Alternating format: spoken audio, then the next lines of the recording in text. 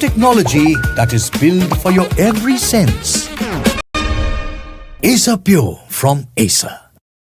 Even as Trump goes ahead with his tariffs, there are rating agencies that have shown faith in Modi economics. The Fitch has now affirmed India's credit rating at BBB, which is a stable outlook. Then when we speak of S&P Global, let's put out as far as when it comes to the other expert agencies are concerned, they have been saying that they have upgraded India's sovereign rating from a BBB from what we are looking at. What this means is exactly the impending tariffs. There is resilience in the Indian economy that seems to be building. Now, when we speak of these resilience, when it comes to the upgrades in India's sovereign rating to BBB, the resilience also shows in Prime Minister Modi's assertion that Bharat will not give up. Bharat will not give into or cave into any pressure, any foreign pressure, no matter how great it is, and we are ready for the consequences. Remember, multiple times the Prime Minister has made the statement that even if it comes at a personal equation at a cost,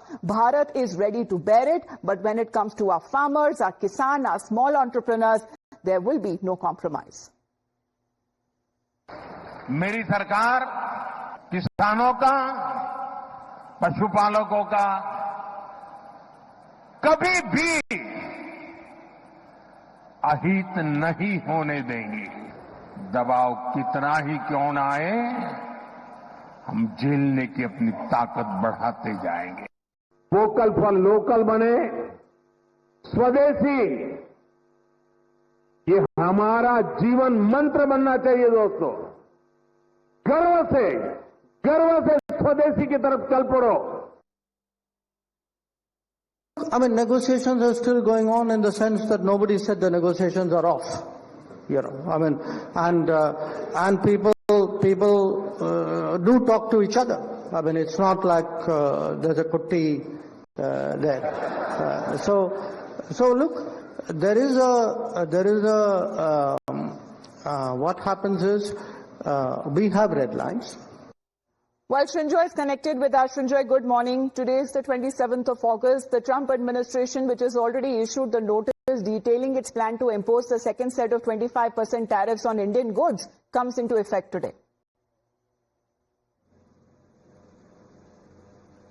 Yes, and it must be seen how the effect is. You're right that the garment sector could be affected because garments, the margins have to be kept in mind.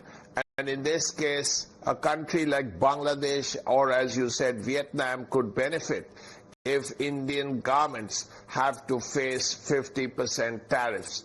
The same would apply to gems and jewelry. That too would be a problem.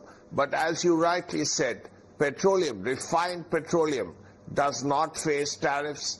Pharmaceuticals do not face tariffs. So it's a very skewed kind of situation. India will have to make the best of this. Also, there are two countries that have said that they want more imports, and they are Russia and China. China specifically IT and pharma, and Russia has said that, well, if America is not keen to import material from India, Russia will happily do so. There is a trade difference now because India is importing so much Russian oil. And this was said by Roman Babushkin, the Russian charge d'affaires, not very long ago. The problem, however, remains, and even very recently, there have been talks between the Americans and Indian officials.